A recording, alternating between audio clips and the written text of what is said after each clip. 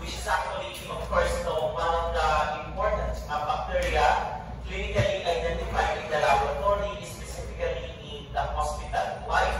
Kasi ang ating gram-positive cocci mostly are considered to be what we call it ating mga nosocomial. So, actually, kapag halimbawa nasa laboratory na kayo, this is one of the most common that we isolate in the laboratory, lalong-lalo ng Staphylococcus. That's why you will be able to encounter a lot commonly identified in the laboratory. Okay, let's start with gram-positive cocci. Now, today, we're going to discuss the different Staphylococcus and related organisms, plus Streptococci, Enterococci, and some Streptococci-like organisms. So definitely, pag sinabi ng cocci, these are what's called ng round-shaped bacteria. Kapag Staphylococcus naman, they are in clusters, and kapag Strep naman, they are in chains. Okay? So that is actually for the morphology ng ating bacteria. Now, kung tinigan natin mabuti, first is we have the Staphylococci. Staphylococci actually are what we call now grape-like. Pag sinasabi ng grape-like, pagdating sa gram staining, we can be able to what we call now identify them as a grape-like organism. Plus, of course, they are non-encapsulated, and at the same time, they are non-spore formers. But the most important characteristics of this bacteria are catalase positive. Guys, remember, catalase is a single test that will be able to differentiate staph from strep. And at the same time, alam naman natin na staph are positive and strep are negative. Therefore, this particular test will be able to differentiate yung ating staph and strep, and at the same time, ang ating mga Staphylococci ay glucose fermenters except for Staphylococcus saprophyticus. So yan ang ating Staphylococci. Aside from that, makikita natin dito, kapag halimbawa sa natin gram stain, you can be able to, of course, identify them as what we call now in clusters o kaya in pairs. Now, kapag gram stain tayo, makikita mo they are actually bunches of grapes. That's why they are called Staphylococci. Now, let's take a look at the colony. Ang colony nila, kapag i-identify natin ito sa laboratory, particularly halimbawa sabihin natin sa blood agar plate, it resembles like what we call now creamy and white or gold. Pero ang gold for Staphylococcus aureus, it can be exhibited in our microscope agar. Majority ng ating staph are battery-looking, and at the same time, some species are beta-hemolytic. Nabanggit ko naman ang ibig sabihin ng beta-hemolytic, di ba? Pag beta-hemolytic, they have complete zone of hemolysis. So, kapag halimbawa sabihin natin, may tumubo sa blood agar plate, which is our differential reject. Na ngayon, pag halimbawa sabihin natin, may bacteria na creamy-like, at the same time, nag-gram stain ka, tapos may nakita ka ng gram-positive cocci, then you might suspect for staph. So, ganun yung gagawin natin. Doon pala kapag halimbawa, nasilip nila sa microscope, tapos nakita nyo na yung morphology ng ating bacteria, yung colony niya is actually yung tinatawag natin beta-hemolytic, and at the same time, creamy, you suspect. That's why you can perform the tinatawag natin mga biochemical test. That supports your staph. Okay? Kasi, honestly speaking, marami tayong Staphylococci. Okay? So, doon lang siya kasimple. So, at least, napaka-basic. Kasi, alam sa totoo lang, pagdating sa laboratory, isa ito sa pinaka-common na ina-identify natin. Then, after that, we have also what we call now characteristics. Tandaan, ang ating, of course, na Staphylococci are considered to be what we call now non-hemolytic. Non-hemolytic kapasana. At the same time, non-encapsulated, walang spores, but they are actually aerobic. Except for what we call now Staphylococcus saprophyticus, which are considered to be obligate anaerobe. Okay? So yan. Then after that, we have what we call natin morphology. Makikita mo pagdating sa morphology, ganitong pag nag-gram stain ka. Pag nag-gram stain kayo, ganito siya, o kaya you can be able to see, gram-positive, round-shaped bacteria. Kaya pag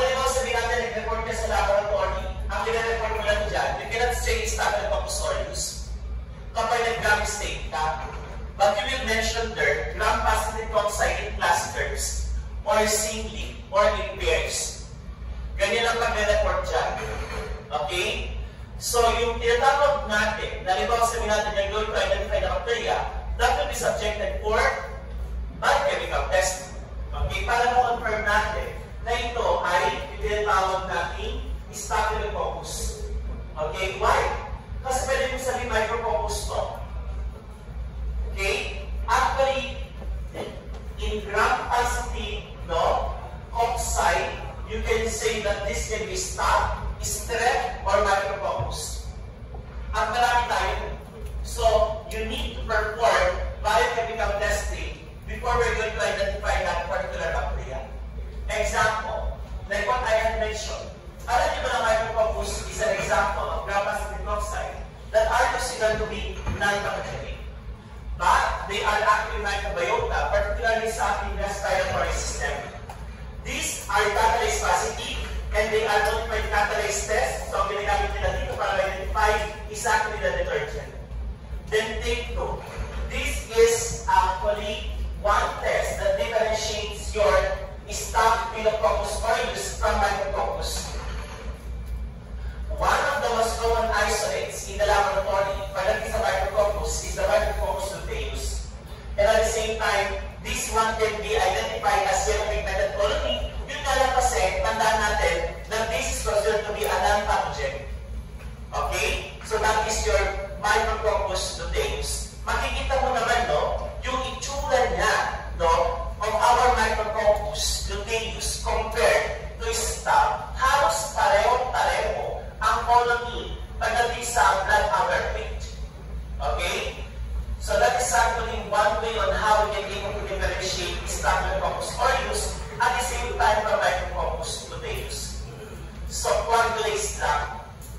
Okay? At the same time, ang Micrococcus kasi, they are considered to be what we call now, sabihin natin na they are considered to be coagulase negative and non-pathogenic. Okay? So that is actually our Micrococcus luteus. Then at the same time, ang ating Micrococcus luteus, meron kasi tayong way on how we can able to differentiate our Micrococcus. Kaya nahanap po tayo ng biggest. Now, next is, we have after that, no, may tinatawag tayo, Staphylococcus aureus. Now, this bacteria is one of the most common isolate in the laboratory. And take note, they are primary pathogen. Pagdating sa Staphylococci, this is one of the most common. At the same time, it produces superficial to systemic infection. Ito nakakatakot. Kasi, pag sinabi natin superficial, that is actually the skin. At kapag sinabi mo systemic, that can be septicemia or in the blood. Because this particular bacteria, the virulence factor, can produce a lot of toxins. Okay? At yung toxins na sinasabi natin ang dahilan kung bakit nagkakaroon ng severity of infection ang ating Staphylococcus aureus. So, if you're going to check, no, Staphylococcus aureus is ano sa common infection and one of the most common hospitally acquired infection, particularly kapag halimbawa na-admit ka sa hospital, 3 days pa lang kapag halimbawa binigyan ka ng mga devices, no, or even catheters, expect na pwede magkaroon ng infection with Staphylococcus aureus, lalo-lalo na kapag ikaw ay exposed in the wards. Okay? So that is your Staphylococcus aureus. Kailangan natin may bacterial sepsis because it produced a lot of toxin. Now, for the clinically important, no, for our Staphylococci, ang Staphylococcus aureus actually is the most significant. To be able to differentiate Staphylococcus aureus from Epidermidis and Saprophyticus, coagulase test. Okay? Coagulase positive ang Staphylococcus aureus natin. And the rest is actually coagulase negative. Pag nag-coagulase negative, then after that, you have checked for novovirus-C. Ito na. Pag novovirus-C resistant, that is actually your Staphylococcus saprophyticus. Whereas Epidermidis naman is novovirus-C susceptible. So that is actually one way on how you can able to differentiate the two. So para ma-identify natin kapag halimbawa ito ay Staphylococcus saprophyticus or Epidermidis novovirus test. Okay? So that is actually an antibiotic that will differentiate your epidermidis and sarcoidosis. Then after that, sulat nyo yun. Mabilis ako. Lahat ng sinasabi ko yung sulat nyo. Yan na naman kayo. Pagdating na exam, naman kayo. Okay? Nasa notes ko yung novovirus. Dapat nag-advance reading kayo. Now, paano nagkakaroon ng mono transmission? One is nosocomial. Pangalawa is traumatic. Pag sabi mo traumatic, halimbawa, nasugatan ka, nagkaroon ng burn infection, ito yun. There's a traumatic introduction of that particular bacteria. At ang nakakatakot kapag traumatic to, there's a possibility of what we call now, needle stick. Then destruction of the skin layers, particularly kung nasugatan ka, or specifically burns, or even medical procedures. Paano medical procedures na sinasabi natin? Halimbawa, ikaw ay na-operahan, nagkaroon ng surgery, contaminated yung ating gamit or equipment, that's an example of blood transmission. Kaya nga nakakatakot dito, marami mga several infection or disease associated with Staphylococcus aureus. Okay? So yan. Now, kung makikita mo predisposing factors who are prone to acquire infection are the chronic infection, indwelling devices, and skin injuries. Lalo na kapag may open wound ka. Okay? Kasi pag may open wound ka, you are prone to acquire infection with Staphylococcus aureus. Another thing, chronic. Pag sabi mo chronic is a long-term infection. Halimbawa sabihin natin, you are infected with a certain particular disease. Pero kung sabihin natin, respiratory infection, tapos biglang nagkaroon din dapat ng paglagay ng tubo or whatever, and that can be one factor that can be able to acquire infection with Staph aureus. Okay? So yan. Kaya nga, sabi ko sa inyo, pag humingi lang ako ng Staph aureus, madali lang. Diba? Kahit si matagdalan siya agad. Kasi nga, common to. Kapag nag-final exam ako sa lab, hindi ko na ito pinapa-identify.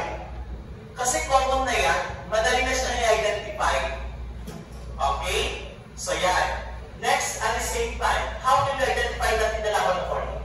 Makikita natin dito that they are mannitol salt fermenters. That is the only staphylococcus that are mannitol salt fermenters. Mannitol salt, therefore, dahil sila ay fermenters, therefore, they are actually considered to be producing yung tinatawag natin yellow pigment. Kasi pag nagkaroon ng fermentation ng mannitol, nagiging yellow. So therefore, nagiging yellow pigment, it produces yellow pigment in MSA. Now, kaya nga, to differentiate Staphylococcus aureus from other staph like citrus, lemon yellow, ang albus porcelain white. So that's how you can be able to differentiate Staph aureus from citrus and albus. And take note, they have what we call it tawag natin oil paint appearance, particularly sa ating mga media. Remember, MSA, golden yellow pigment. Potassium telluride, there is a jet black colonies, and then upper plate, they have a beta-hemolytic pattern. Okay? So that's actually for the colony. Colony pa lang yan.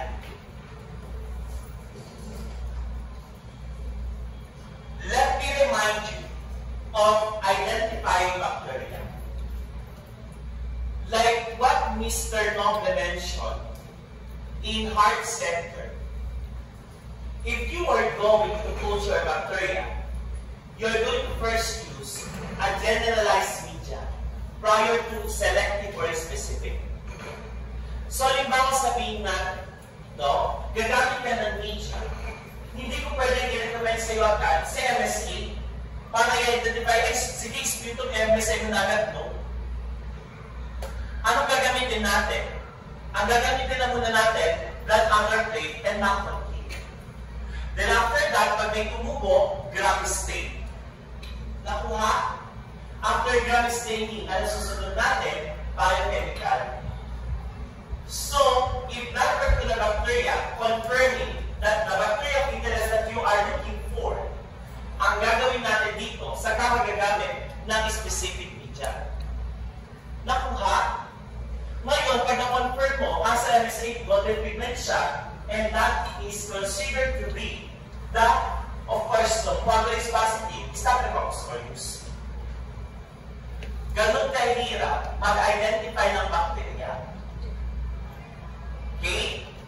Mahirap ang bacteriology kasi hindi organized na hindi siya ganun ko-organized na lahat kailangan may pattern. Walang ganun.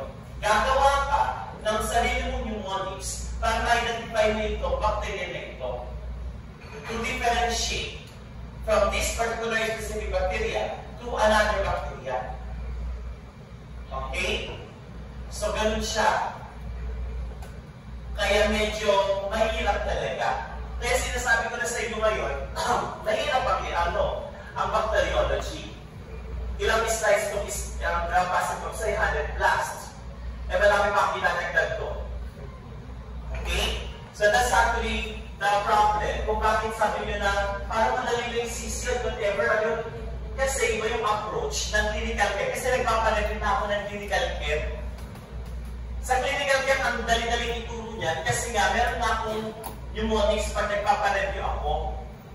Ang bacteriology, hindi naman ako katulad yung pamiliwanag na from CEU, na memorize ko yung buong libro. Okay? Nakita kami ng pang-episyo eh. Sabi ko, pamiliwanag ikaw pala yan. I don't need a man. Sabi ko sa kanya. Baliktad siya. She's small and terrible from CEU. And even Sir Kaser from FEU. Nakita-kita kami. Okay? Sir Kaser is mamaw ng CC. CC. Napalimbaw sa natin, nagpapalimbaw ko siya. Alternative ako. Kung para second option lang ako, siya ang first option. Kaya palimbaw ko may problema din siya pwede, ako yung ibinitalo ng CC. Siya kumaga ang first option. Sa mga representatives from FEU Manila. Okay? Kaya actually, dalawa-dalawa lang talaga siya. Kabisado niya lahat. Dahil pag-ilaw pag magpapalit yun, ibang approach guys, no? Pag nagpalit sa lecture, ibang approach ng review sa discussion ng ganito. Kailangan detalyado pag nag-lecture. Pag review, summary na lang ginagawa ko, nagsisimplicize na lang ako. Hindi ko pwedeng gawin yun kasi zero knowledge kayo. Okay? Eh sila, alam na nila dati, ay, mas madali lang pala namin, mas madali. Natural, may background ka na. Kaya masasabi na kapag 4J ka na, ay, madali lang pala kasi ganito, kasi may background na kayo. Mahirap pag wala kayong background. Okay? So that's actually for our, what we tawag natin is Staphylococcus aureus. Now, coagulase. Coagulase test actually is what we call now an enzyme, no? Isa ito sa pillars factor na pinaproduce ng ating Staphylococcus aureus na kung saan it is actually important for clotting. Pero actually, some other books, they cannot able to explain ano ba talaga ang significance ng coagulase pagdating sa pathology condition sa patient natin. But definitely, ang Staphylococcus aureus kasi, it produces a purulent infection. So pag sinabi mong purulent, fast forming. Like halimbawa sabihin natin, pizza, di ba? So that is an example of fast forming infection. Kaya nga, pag halimbawa sabihin natin, yung sinasabi natin yung coagulase yan, that's actually what we call now for clotting of plasma. Now, coagulase positive actually is of course the only coagulase positive that is happening in Staphylococcus is actually White Staphylococcus aureus. Now, there are some other Staphylococci that are coagulase positive. Remember this, Delphini, Intermedius, yung S is Clayperi, that is lagyan nyo ng C is Clayperi, and Hyus. That's actually your other coagulase positive staph. Sir, ano pinagkaiba ditong apat na ito kay Staphylococcus aureus? Staphylococcus aureus is highly pathogenic. Whereas your dish, some of them are rare, isolates, and at the same time, bibihira din yung sakit na related kay Staph aureus. Most of these bacteria are zoonotic and normal flora lang. But, except for Sclaper, I think, na nagpo-cause nito, sometimes hindi nyo compromise patient. Okay? Yun ang sinasabi ko, inagdag yung sinasabi ko. Kasi wala dyan. Okay? Now, for other staphylococcus naman, epidermidis, hospital-acquired infection, saprophyticus ito hatandaan nyo. Ang saprophyticus naman is matasabi natin UTI, young sexually active females. Now, ang saprophyticus, konting bacteria lang na-identify natin dyan, it can cause a severe UTI. Ang epidermidis kasi tinawag siya hospital-acquired kasi common ito sa mga devices like catheters, CSF shunts, or even some artificial heart valves. Yan ang ating staphylococcus epidermidis. Okay? So yan. And, of course, pag sabi natin artificial devices, yung mga binanggit ko kanina. Then after that is epidermidis. Paano kayo ganito? Virulence factor ng stop for use. Pag sinabi natin virulence factor, ito yung mga different first no, toxin production. Ito yung mga dahilan kung bakit lumalala yung sakit ng pasyente suffering from staphylococcus aureus infection. Let's start with enterotoxin. Enterotoxin, ang staph aureus, one of the most common cause of food poisoning. And take note that the toxin is heat stable. Kaya pa hindi kayo para sabihin natin, yung mga enterotoxins na yan, common yan sa mga mayonnaise food. Yung mga salad, yan. So that is actually considered to be one source of enterotoxins that can lead to food poisoning. Take note, pag food poisoning, there is diarrhea and at the same time vomiting. Toxins A and E that is resistant to gastric acid associated also with food poisoning. Another, TSST1 and 2. That is actually dalawa. Ang TSST1 and 2, that is also known as toxic N. This is actually what we call now toxic shock syndrome. Toxic. Okay? Toxic shock syndrome, toxin. Okay? This particular disease, no, is common among females, particularly gumagamit ng mga tampons. Kasi nga, they are actually prone for infection. Nagkakaroon ng septic shock, fever, or febrile reaction leading to the infection of TSST1 at saka TSST2. So, nakakatawag dito, ang TSST1 and TSST2 are one of the leading problems that can lead to sepsis. Kaya tinawag siyang toxic shock syndrome. Okay? And this is actually predominantly common among females. At pwede mapamot ang babae dito. Why? There is an spermicidal effect. Ibig sabihin nito, namamatay yung sperm sa loob ng ng vaginal lining ng babae after sexual intercourse. No? Yan ang problem natin kapag may TSST1 and 2 ang babae or patient natin. Next, we have also what we call now another virulence factor, the one that causes SSS. Ano yun, sir? That is what we call now skin scalded syndrome. Ang skin scalded syndrome is actually a disease common because of exfoliative toxin. Hindi siya psoriasis. Ang SSS is due to epidermolytic toxin leading to what we call now sloughing off of the skin na common sa mga bata. Pwede itong maging sabihin natin fatal kapag ang bata nagkaroon ng infection that is considered to be kapag nagkaroon ng infection na majority ano sabihin natin buong katawan. Okay? Sometimes nagsisimula dito ng bullous impetigo or skin disease, but definitely ang tinatawag nating SSS is considered to be what you call now common sa mga bata. Okay? Pantone-valent leukocyte, that is the leukocyte. From the term leukocyte, the pantone-valent factor, it destroys the leukocyte. So that is the main action of this virulence factor. Sinisira niya ang WBC, particularly anti-phagocytic factor dito. So that's the main action of your Panton Valentine factor. Kaya hindi basta-basta namamatay ang Staph aureus. Another is hemolysin. Ang hemolysin dito, the main action is considered to be what we call now destroys the blood cell. Pag alpha, platelet. Pag beta, RBC. Pag gamma, injury to the cells and the WBC. That is actually your hemolysin. Enzyme.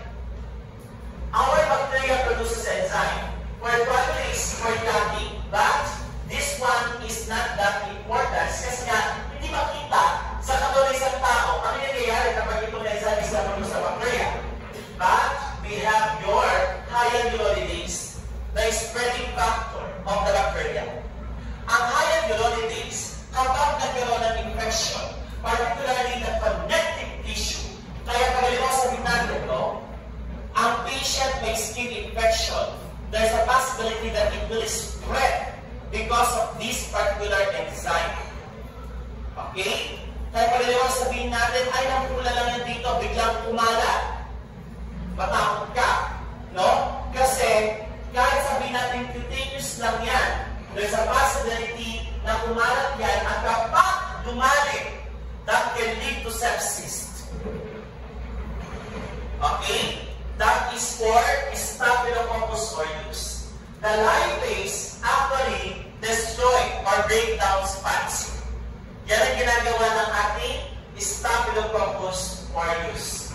Protein A. When I read reviewers in Shula, lumabas itong question na ito. This is also found in Pseudomonas aeruginosa. Protein A is a virulence factor that binds with the exit portion ng ating antibody. Hence, kapag nakapag-bind na yan sa antibody natin, it able to mask the immunogenic as what we call now, di ba dapat pore? Hindi siya nadadalik ng ating katawan na pore. Kasi nga, because of protein A, and take note, maliban dyan, your protein A are anti-phagocytic factor, katulad ng leukocyte. Okay? And at the same time, it is actually, of course, no, yung tinatawag natin to look like cell. Alam niyo ba yung tsura ng antibody? Okay, tama yung sinabi nyo. Ang antibody kasi natin, pa-Y-shape siya. So, pag pa-Y-shape yan, meron tayo tinatawag na, okay, the FC portion and the FAP. Ang FC kasi, dito yung antigenic determinant ng antibody. So, pag halimbawa sabihin natin, may microorganism or foreign material sa katawan ng isang tao, si FC ang magdedetect nun. Dito, ang ginagawa ng ating protein A from Staphylococcus aureus, it must para siyang nagbabalak kayo para hindi ma-identify ng ating antibody na itong bacteria na ito ay foreign. Nakuha. That's actually your protein A. Okay? So yan. Next, we have also what we call now yung tinatawag nating types of hemolysis. Pagdating sa ating blood airplane, alpha is partial, beta is complete, tama. And at the same time, pag sinabi naman natin gamma, is considered to be what we call now non-hemolytic. Okay? So that's actually the difference between the three. Pero may pang-apat, no? Yung pinagin ko sa inyo last time, your alpha prime, tama? Alpha prime, and at the same time, yung tinatawag natin, of course, no, double zone of hemolysis. Yung alpha prime, there is a wide zone of complete hemolysis followed by narrow zone of partial hemolysis. Whereas double zone, mas makapal yung ating beta compared to alpha. One good example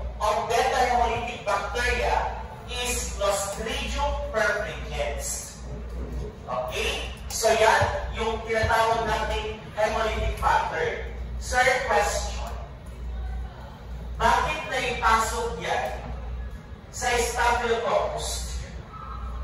Because one way to differentiate the bacteria is specifically stop is by what we call now yung tinatawag natin hemolytic pattern. There are some staphylococci that are non-hemolytic.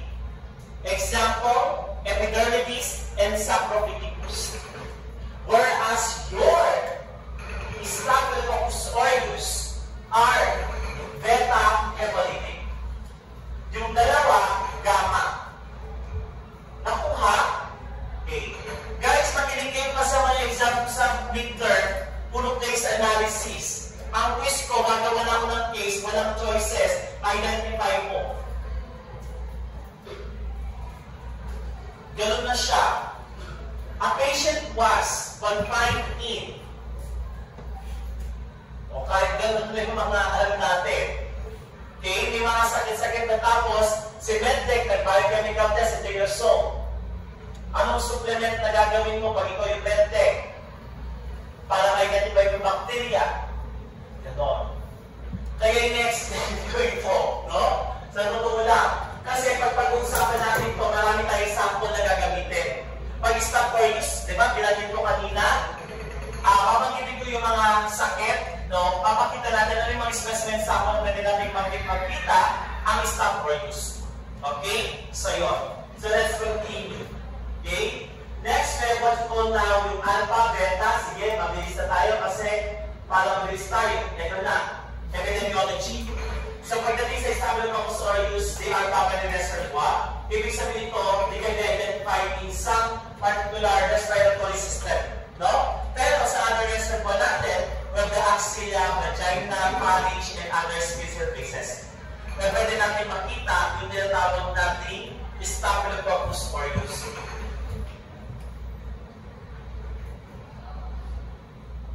Mahirap naman ito. Okay? So yan. Now take note. Ang Staphylococcus aureus are nosocomial. This is actually number 1 of the bacteria na commonly identified in the laboratory. And particularly kapag ang patient natin ay umagal sa hospital. Now, common to sa mga bata or nursery. Particularly ito nakakatakot kapag sa mga bata na identify ito. Then sa mga birth units or wound patient, then surgical patients, particularly sa mga nasa IC. Okay? So yan. Now, how about the infection? First, they are identified in wound infection. So they are considered to be identified in the wound infection, and take note that this is actually, of course, one of the most common isolates pagdating sa ating wound infection. Take note that they can produce a purulent infection. Kaya tinawag siyang fast forward. Kapag halimbawa sabihin natin, nakakita ka ng pigsa, that is suggestive na pwede ito ay stop for use. Okay? Pag yung pigsa, lumalaki yan habang tumatagal. Kaya ang ginagawa, kinakat yan sa gitna para magkaroon ng incision. Ano yung stop for use? Pag pigsa daw, ay, pumunta sa mukha mo, naubod na. Okay? Baka magkaroon na stop for use. Doktor ang gumagawa yun. Pag nagpapalit tayo ng sample, ang ginagawa natin dito, we use swabs. We use swab. Okay? Yun ang ginagamit natin. Lalo pag halimbawa sabihin natin, there are some fast-forming bacteria. Furuncle, void, ito yung sinasabi kong pigsa. And at the same time, painful. Kaya nga sabi ko sa inyo yung hyaluronidase, makikita mo na parang lumalaki, sir. Diba? Lumalaki siya because of that particular enzyme. And at the same time, nagkakaroon din ng tinatawag ng inflammation. Another is carbuncle. Pag pinalalang boils or pigsa at lumaki na mula, carbuncles. Then after that, we have also yung tinatawag natin skin and folliculitis. Ang folliculitis, that is actually considered to be what we call now the inflammation of the hair follicles. Okay? Why? Kasi alam naman natin na may mga connective tissues tayo dyan. And at the same time, yung sebum, for example, opening yan, kapag ito ng contamination, lalo kapag halimbawa, traumatic,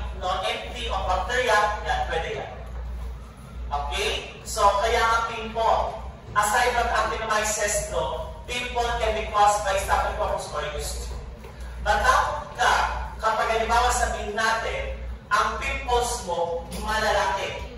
Because pag may maga at malalaki yan, that can be probability suggestive of Staphylococcus aureus. Okay? And take note, there is what we call now empetigo. Ang empetigo, underlying erythema. There is redness. And at the same time, sometimes according to the black folliculitis, sebaceous glands, and even yung tinatawag nating sweat glands. Okay? So ito yun. Then after that, we have also what we call now parankel. Ang parankel, that is enlarged draining parankel. Ito yun. Okay? Kaya, paano ka kukuha ng sample? Swab. Swab dito. Okay? Di ba na may bago ngayon pagdating sa tinatawag natin pag-collect ng blood? Are you updated? Pag kayo ay maglilinis ng ng vein, hindi na siya pa-circular. Up na and up. Diba? So that's an update. Parang gano'n. Ngayon yung bago. Tinuro sa'yo sa PMS 2. Kailan tinuro sa'yo yun? Ngayon lang. Si Doc Panta. The sample in the bago. At least updated talaga yun. Akala ko hindi kayo update. Okay, kasi yung bago, ginagano na lang siya.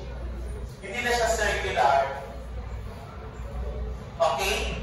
So there is a reason kung bakit gano'n na ginagawa nila. Now, let's also have what you call the carbuncles. Then different, of course, the fasciitis. Ang Staphylococcus kasi is Staphylococcus aureus to be what we call the flesh-eating bacteria.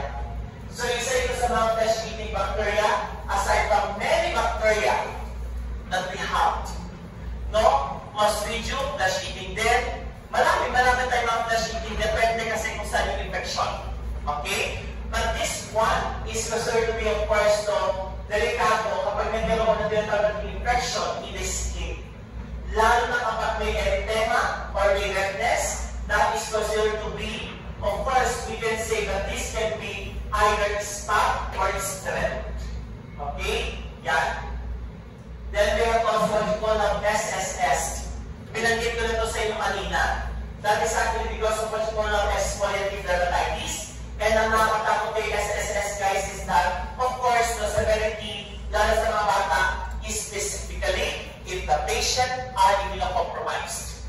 Kasi pag halimbawa sa mga bata, minsan, pulang-pula yung itsura ng katawan ng bata, tapos natatanggal mo yung mismong skin, no? Yung kanilang epidermis layer ng skin. That's actually for the SSS. Then at the same time, last about 2 to 4 days.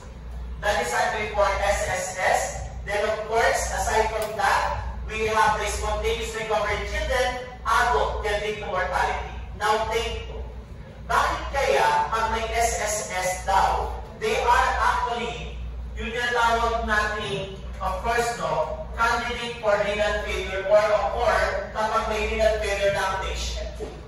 Kasi, pag may renal failure na ang patient, ito rin sinasabi ko na chronic infection. So, kadalasan pag may chronic infection, at the same time, bedridden na, tapos, halimbawa, sabihin natin, nagkaroon ng introduction ng Staphylococcus aureus, ito ang kadalasan na na-encounter nilang sakit. Another infection, your TEM. Ang problem sa TEM is actually drug-induced. Pero, mas malala ito kay SSS. Ang toxic epidermal necrolysis, ibig sabihin ito, there is already what you call now the problem with the skin infection because of necrosis or destruction of the tissue in that particular area. Although localized na naman ito. No? But this infection is almost similar to SSS. Pero yung nga lang kasi, ito, necrolysis, hindi is exfoliation. Okay? Yan yung pagkakaiba nila ng dalawa. And this is actually due to drug-induced infection or vaccine. At mataas ang mortality rate. shock syndrome. Sa mga babae, lalo pag halimbawa sabihin natin, they have absorbent tampons. Di ba is tampons? Siyempre alam niyo yan, ang babae, di ba? Kapag contaminated yan, tapos halimbawa sabihin natin for several days, delikado. You are actually acquiring infection. Lalo may opening kayo. And now, if you experience a fever, rashes, no? Even in your extremities, and there is diarrhea and vomiting leading to dehydration, that is one particular problem. Now remember, na ang toxin kasi ay pwedeng pumasok doon. Then at the same time, there is also what we call now a clinical pattern of DIC. Ito yung nakakatakot. Kasi nga pwede magkaroon ng internal hemorrhage ang patient. Disseminated intravascular coagulopathy is actually a disorder wherein your blood coagulation factors are actually deficient. Why? Kasi nga, nag-disseminate, kalat-kalat. And at the same time, dahil na-dehydrated ang patient, pwedeng tumaas ang BUN at creatinine. BUN and creatinine, of course, you know that, they are not kidney function. Okay? And at the same time, to identify dami sa urine, dapat mataas ang BUN sa crea. Diba? Tama, si ma'am, tinulog niya sa inyo. Kasi pag BUN crea, pag mataas ang BUN crea sa dugo, matakot ka. Tama? Why? May problem ang kidney mo. No? Bakit? Kasi ang trabaho ng kidney mo, tinatapon niya yan sa pamamagitan ng ihe. Hindi pwede i-store yan sa blood mo. Okay? Definitely, mapapadapat ang BUN sa creatinine natin. And that's the main function of your glomerular filtration, your GFR. Then, kapag dehydrated kasi ang patient, eto na, tumataas ang BUN crea, particularly, ang nakakatakot dito, it can be fatal. Once there is what you call now a multi-system infection. Okay? Because of your TSSD1 and TSSD2. Kaya nga yung sinasabi ko sa inyo kanina. Okay? So yan. Food poisoning. Ang tanong ko dito sa exam, the most common cause of food poisoning is caused by Staphylococcus aureus. This is actually a heat-stable toxin. Ibig sabihin ito, kahit pinainit mo na yung pagkain, stable pa rin yan. Guys, ang pagkain, gustong-gusto ng bakterya at 37 degrees Celsius to 50. Kaya pag malamig yung pagkain mo nila mo, hindi yan magkakaroon ng bacterial contamination. Kaya pag pinainit mo yan, kainin mo na agad, bago lumamig. Kasi may expiration yan, yung mga leftovers. Yun yung ibig ko sabihin. Kasi nga, you are prone to acquire this kind of infection. Kasi isa sa mga pathognomonic sign na may food poisoning is actually, for example, no, nagsusuka, no, nagtatae.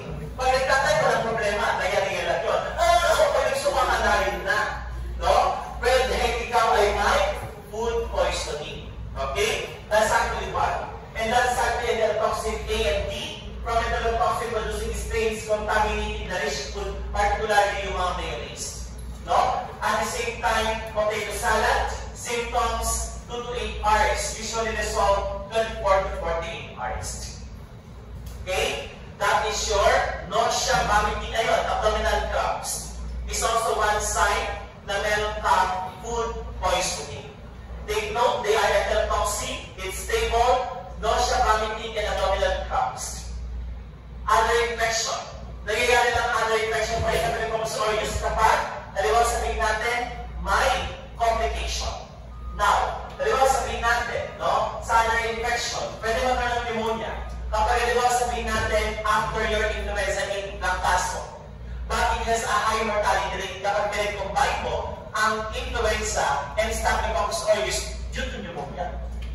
Pag sinabi ko pneumonia, the infection is in the lungs. Okay? Yan. Then pag sinabi natin bacteria, that is in the blood. Endocarditis kapag ay mga operahan. Okay? Or sabihin natin, nagkaroon tinatawag natin injection site. Okay? That is actually one particular problem. No? Kasi, ang nakakatakot kapag may infection na sa blood, it follows system osteomyelitis in the bone. Kaya nga isa sa mga common cause ng arthritis is Staphylococcus aureus. Aside from Staphylococcus aureus is Streptococcus pyogenes. Yan ang dalawang bacteria na nagkukos ng tinatawag natin, of course, no? Okay? Yan yung dalawang bacteria na nagkukos sa tinatawag natin, ano rin natin?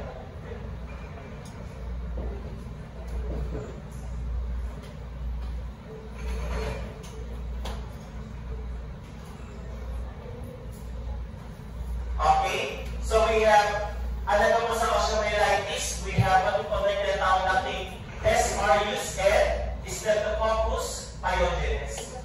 Si Streptococcus pyogenes ang commonly na-isolate sa arthritis. Okay? So that is actually for what we call now Streptococcus pyogenes. And at the same time, there is a fever, chills, swelling, and of course, pain. Kasi nga, may osteomyelitis ka po sana. Aside from osteomyelitis, that is actually the bone, arthritis. If bacteria is actually in the joint. So that is actually your Staphylococcus aureus. Now, we're done with Staphylococcus aureus. Next, epidermidis. Ang epidermidis actually is predominantly nosocomial. Nakukuha ito, halimbawa sabihin natin, particularly kapag halimbawa we have here in the catheters or artificial heart valves or CSF shunts. Now take that Staphylococcus epidermidis is a bacteria that is a microbiota of the skin. Therefore, may slime layer yan. Tama? Which develops biofilm. The predominant problem kapag nagkaroon ng Staphylococcus epidermidis is that kapag ito ay nagkaroon ng infection in the catheter, that can lead to the development of what we call now UTI. On heart valves, it can cause SVE.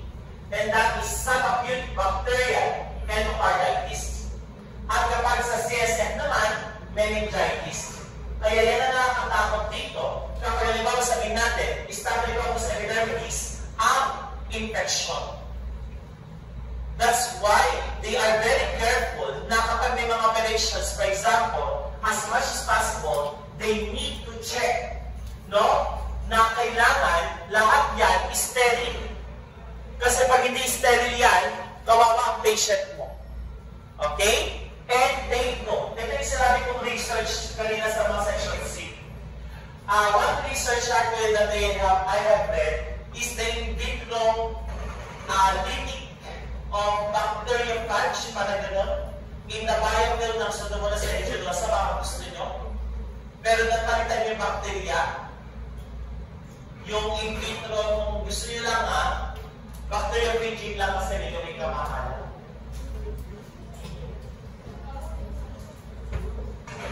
Yes, epidermidis. Okay? So, ang Pseudomonas aeuginosa kasi may slime layer din. Okay, katulad ng ating Staphylococcus epidermidis. Kaya makikita mo ang infection, UTI because of the catheters, heart is endocarditis, meningitis because of the CSF shunt. Next, we have also our Staphylococcus epidermidis. Paki-memorize ito. They are coagulase negative, novovirusin sensitive. Another important thing that you need to remember, your slide factor, and at the same time, common yan sa mga stitch abscesses, can cause UTI, endocarditis, and of course, meningitis. Nabagay ko lang kanina. Memorize siya dapat. Next, so yan, ang ating Staphylococcus epidermidis, that is considered to be a normal flora of this skin. Then we have Saprophyticus. Saprophyticus actually is very common among sexually active women. And that is one common cause of UTI sa mga sexually active women. Kasi nga, this particular bacteria is actually identified in the vaginal lining. They are microbiota. But due to part of increased adherence ng epithelial cells lining the urogenital tract, kapag they are sexually active, there's a possibility na pwede sila magkaroon ng UTI. That's why kahit konti lang ang na-detect, no? Particularly the urine, that is very significant kapag Staphylococcus saprophyticus ang na-detect. How do we differentiate Staphylococcus saprophyticus? They are considered to be coagulase negative, locomyosin resistant. Pagsulat. Coagulase negative, locomyosin resistant. That is actually your Staphylococcus saprophyllus. Okay? Yan. Next, we have also other coagulase negative staphylococci. Your Staphylococcus hemolyticus. Second, most common, coagulase negative bacteria, which can be identified pathologically sa wound infection, UTI, and bacteria. But what differs Staphylococcus aureus and Staphylococcus hemolyticus? They are coagulase negative. And take note ha, may endocarditis din siya. Yun nga lang kasi, they are resistant to vancomycin. They are opportunistic pathogen. Another is Staphylococcus lugdunensis and Sclaiperi. These bacteria are considered to be opportunistic pathogen. Sclaiperi is a coagulase positive bacteria. Okay, next, how can we identify? Bago natin identify ang staph, nadagdagan natin yan para masaya. Okay. So, actually, no, yung ating Staphylococci, tignan mo lang, Staphylococcus aureus is actually ABCC number 25922 at 25923. That's actually the Staphylococcus aureus. Ang Staphylococcus aureus, ginagamit natin ito as a control for gram-positive bacteria, ABCC 25923. Okay? So, yan. Then, at the same time, no, pagdating sa tinatawag natin Staphylococcus aureus, we have this what we call na tinatawag natin complex, i-discuss ko mamaya. Then we have also our Saprophyticus, Intermedius, and Staphylococcus simulans, and Shuri. Okay, Shuri. Meron yan. Pakibasa na lang kay Rodriguez. Okay? Lugdunensis is confused with Staphylococcus aureus, but this one, if the slide coagulase method is performed. Yan. Hemolyticus UTI and clinical significant due to the isolation from blood culture. Kaya tinawag siya hemolyticus. Ayan. Now, how can we identify the Staphylococci? First, gram stain. Pag nag-gram stain tayo at may tumubos sa colony natin, we will suspect for a gram-positive cocci in cluster. Ngayon, pag may nakita tayo na gram-positive cocci in cluster, and you can see numerous white blood cells, particularly neutrophils, and purulent oxidates is the sample, specifically sa wound, suspect for this particular bacteria. And take note, kapag may mga sugat or whatever, you can use aspiration for mode of collection of this specimen sample. Doktor na nag-aspirate, hindi naman medtech. Hindi tinutulong sa atin na mag-aspirate. Okay? There is Staphylococcus species on gram stain. Makikita natin dito that they are actually in what we call now chains. No? Then at the same time, this is electronic microscope, pero pag makita mo siya in a gram stain, full siya, of course, no, in cluster. That is actually your Staphylococcus aureus or Staphylococci. Then, coagulase negative Staphylococci. This dito, makikita mo yung colony. Kapag Staphylococcus kasi, they are considered to be coagulase negative. That means that majority sa blood agar plate, they are considered to be what we call now gamma hemolytic. Or in SBA, they are considered to be non-hemolytic. Nakuha? Yan. And after that, we have isolation. Halimbawa, meron na tayong sample. Either urine, o kaya wound, o kaya exudates, or transjudates, or blood. We can in those present in sample is specifically staphylococcus, even sputum, or respiratory abscess. Now, tingnan natin mabuti. Ang una natin ginagamit pag suspected for staphylococcus is your blood agar plate. And you can use thioglycolate media.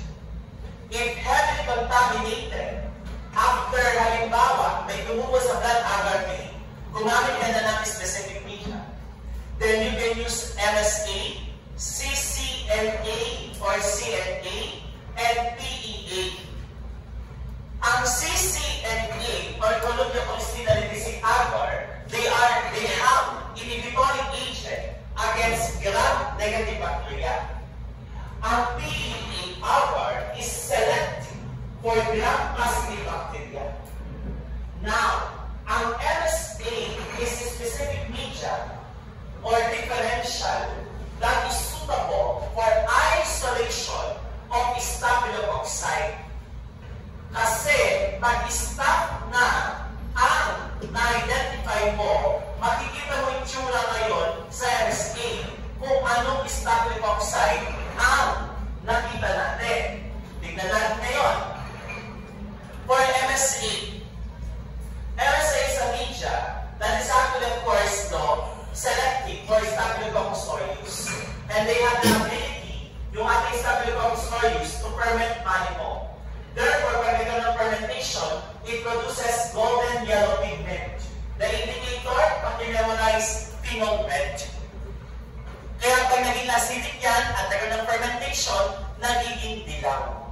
Okay? So that is your mannitol salt agar. So, kung makikita natin dito, this is an example of what you call now our mannitol fermenters, dilaw.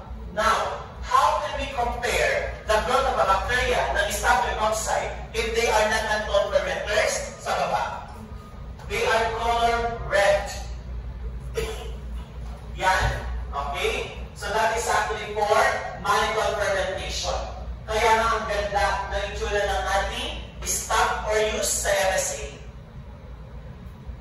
Meron yata tayo dito. Tinanong ko kay sir kasi kailangan natin mag-laboratory.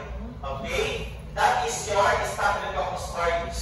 Now, catalase. Parang nasa exam ito kahapon. A single test that will differentiate your stop and strength. Kaya nga, ang ating Staphylococcus kasi, they produces a catalase enzyme. And take note, we use 3% H2O2 that can reveal what we call now rapid effervescence. So, maglalagay lang tayo, ginawa na natin to, sinabi ko dun sa laboratory, ayan na siya. Public is positive for Staphylococcus. Okay? Yan. Next, after that, catalase test, ayan na siya. This is actually the result of catalase. Makikita nyo dito guys, that there is rapid effervescence. This is negative, this is positive. Okay? So yan ang ating catalase test. Next, we have coagulase. There are two types of method that we perform for coagulase. There are two examples of coagulase, the bound and the free coagulase. Bound coagulase, we use slide method. Free coagulase, we use the test tube method or the tube method. Nakuha. Ngayon, pag bound coagulase, ang check natin dito, clamping factor, slide method lang. So, naglalagay tayo ng Staphylococcus aureus sa slide pag nag-clamp, positive. Pag negative, do not declare negative. The next thing that we do, we need to perform the coagulase, which is free coagulase tube method. Why? 5% non-produce cell-bound coagulase. But they can be detected by what you call now tube method because we can detect free coagulase. The tube method will detect for the presence of what you call now free coagulase. And therefore, please take note that we need to read that the coagulation within 4 hours after ay binibilang. In-identify natin 4 and 24 hours. Now, take note that other bacteria, specifically Staphylococcus, they are actually negative for what you call now coagulase. Except for the dish. Tama? Naalala? Yan. So that is your coagulase test. Kaya paki-memorize to guys. No? Pag coagulase test, first single test for pathogenicity test, particularly Staphylococcus aureus. Now take note, citrated plasma. But according to Bacon, the anticoagulant use is EDTA. Why? Citrate has inhibitory factor. So ang ginagamit natin sample for coagulase test is the rapid plasma. Pag walang rapid, sa tao na lang. Okay? So ang ginagamit actually citrated dyan ay to be corrected EDTA according to Bacon. Kasi daw, ang citrate may inhibitory factor. Okay? So, ang tube method, pre-coagulase. Ang slide method, bound coagulase. Now, take note, Staphylococcus aureus for pathological bacteria, sila lang ang positive and the dish. Now, take a look at that. Pag 4 hours lang ang basa mo, why 4 hours? Bakit hindi pwede mas maaga? Prevent false negative. Dapat mamaya magpa-positive siya, 5 hours pa, or 4 hours. And read within 20 hours to prevent false positive. Nakuha? That is your coagulase test. Ano yung ng positive, sir? And for our free coagulase, for tube method, ito yung tsura ng positive, ito yung negative. Okay? Another is of course, ito yung positive, negative. Paki-memorized. Okay, ito lang pa rin memorize nyo. Sa mga coagulase positive, sa Staphylococcus aureus data group, we have the hiatus, intermedius, scleroperi, and delphini. And most of which dito, yung Staphylococcus aureus subspecies anaerobius is an animal pathogen na. Compared to Staphylococcus aureus, na siya lang yung pinaka-identified as what we call now pathogenic bacteria that is coagulase positive. And ano ito? Ang dami. These are coagulase negative. Kaya makakita hindi lang bacteriology.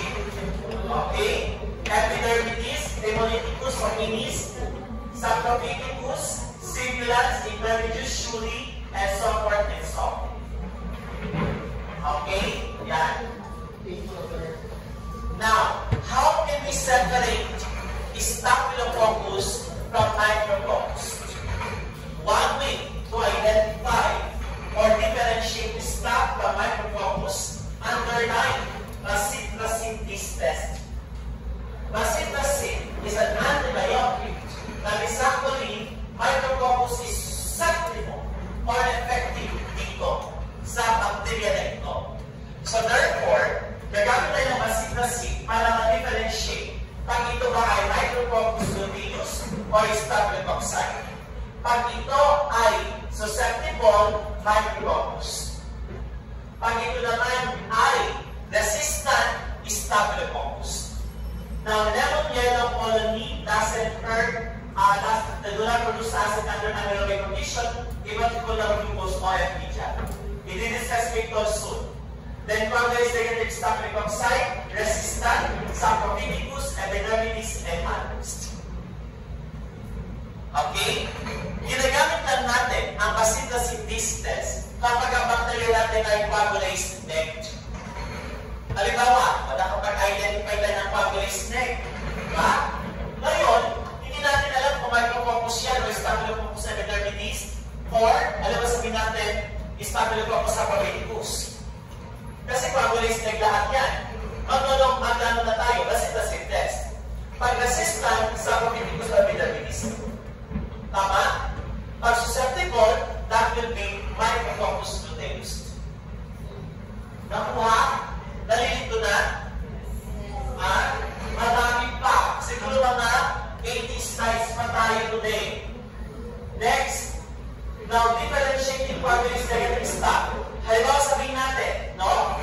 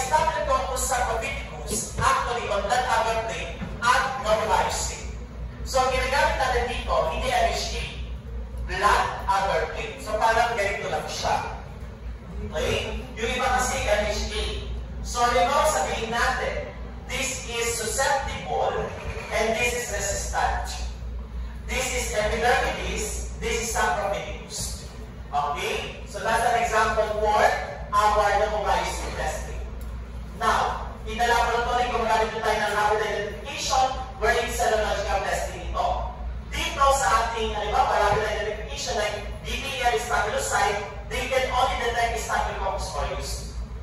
Okay? Yan.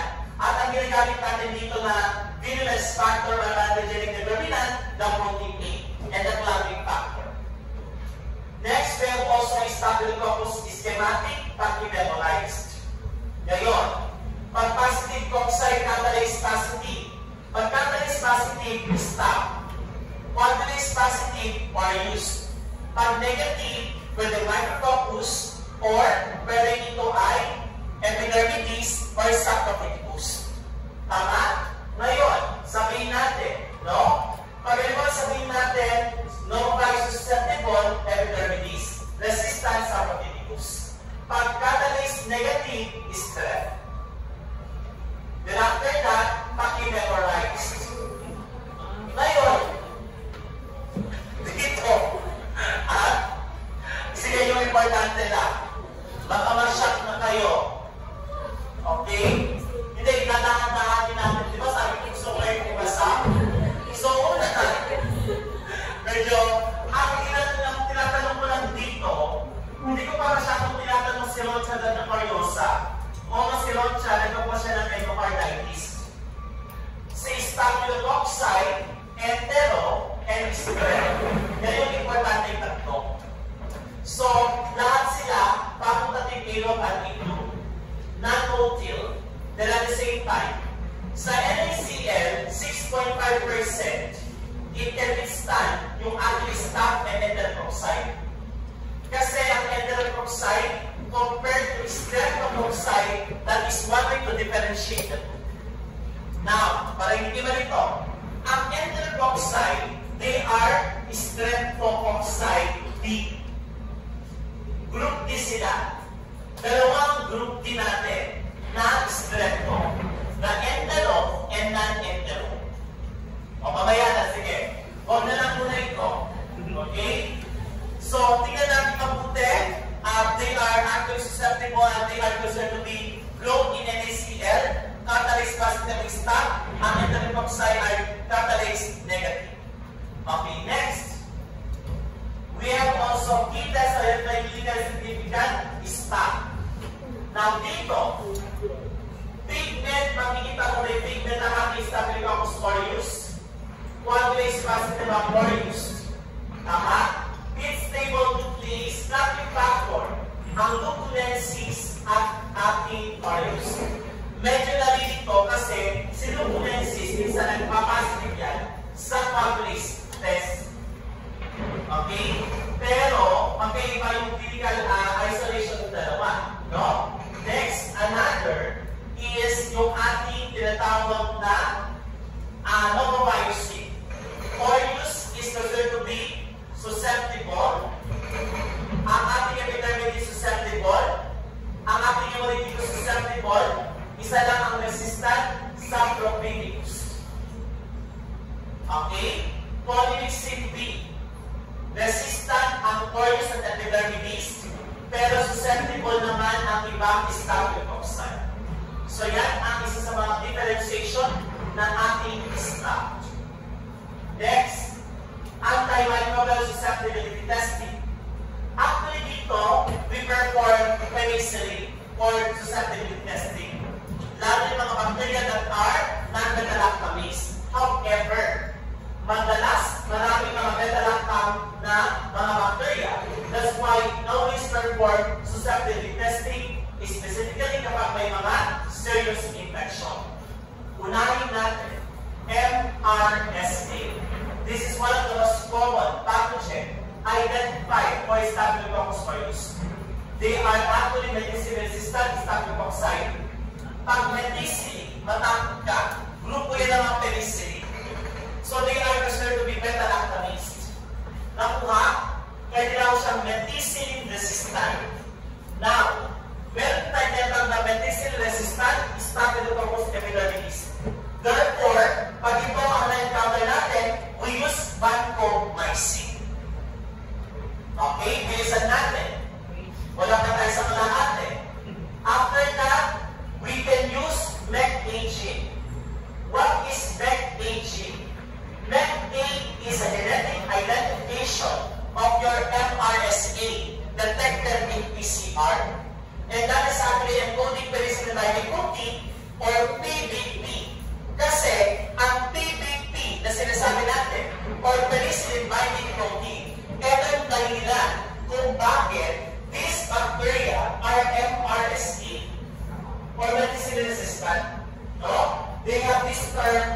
penicillin binding protein.